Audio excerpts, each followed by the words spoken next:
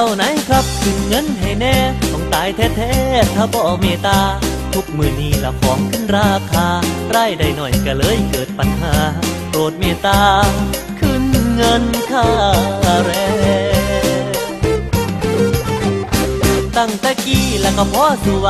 ตอนนี้ทุกหลายย้อนน้ำมันแพงยังก็ขึ้นละโอ้ยกุ้มใจแหงยาสีฟันมีโกนหนวดกับแรงใบแดงแอบซื้อบอกพอขอร้องในเห็นใจแน่อีพ่ออีแม่อยู่บ้านแล้วก็ตั้งตารอถ้าใส่เงินนำลูกชายด้วยใจจดจ่อ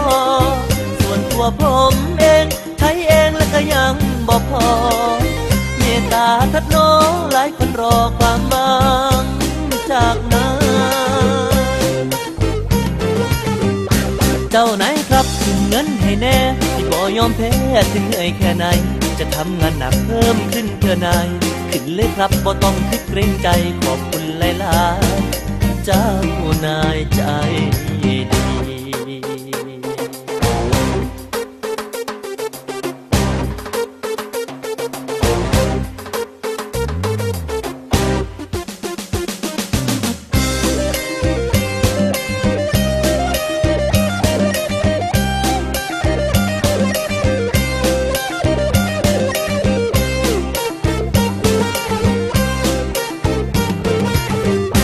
เจ้านายครับขึ้นเงินให้แน่ต้องตายแท้ๆถ้าบ่เมตตา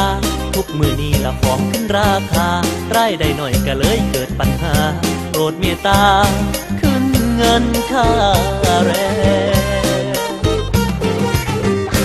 ตั้งแต่กี้แล้วก็พอสู้ไหวตอนนี้ทุกหลายย้อนน้ำมันแพงยังก็ขึ้นละโอ้ยกุ้มใจแหงยาสีฟันมีโกนหนวดกับแรงใบแดงแอบซื้อบอกพอขอร้องในเห็นใจแน่อีพ่ออีแม่อยู่บ้านแล้วก็ตั้งตารอถ้าใส่เงินนำลูกชายด้วยใจจดจ่อส่วนตัวผมเองใช้เองแล้วก็ยังบ่พอเมตตาทัดน้องหลายคนรอความหวังจากนั้นเจ้านายครับขึ้นเงินให้แน่ที่บ่ยอมแพ้ถึงเหนื่อยแค่ไหน